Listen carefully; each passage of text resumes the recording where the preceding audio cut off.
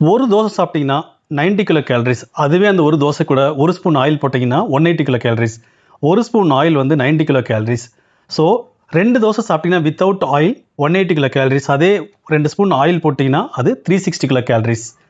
அது கூட நார்மலாக நீங்கள் சாம்பார் போட்டிங்கன்னா ஒரு 50 கிலோ கேலரிஸ் எக்ஸ்ட்ரா வரும். பட் அதுவே தேங்காய் சட்னி நீங்கள் அது கூட போட்டிங்கன்னா அது 100 கிலோ கேலரிஸ் எக்ஸ்ட்ரா ஆயிரும். ஸோ 360 ப்ளஸ் ஒரு 100 kilo gallery extra 460 kilo calories ஆயிரும். அது கூடவே நீங்கள் வந்து ஒரு வடை சாப்பிட்டீங்க அப்படின்னா அது ஒரு 350 kilo calories, almost 700 to 750 kilo calories. 2 dosa with oil, coconut chutney, ஒரு வடை கூட வந்துடும்.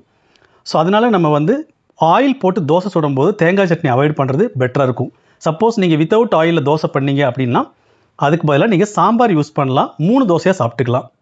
ஸோ கேலரிஸ் பார்த்தீங்கன்னா ஒரு 270 கிலோ கேலரிஸ், 300 கிலோ கேலரிஸ் கூட தான் வரும்.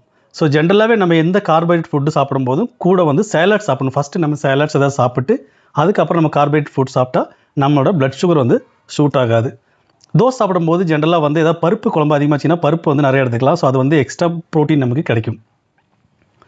இந்தமாரி நியூட்ரிஷன் இன்ஃபர்மேஷனுக்கு என்னோட பேஜ் ஃபாலோ பண்ண மறந்துடாதீங்க. தேங்க்ஸ் ஃபார் வாட்சிங் திஸ்.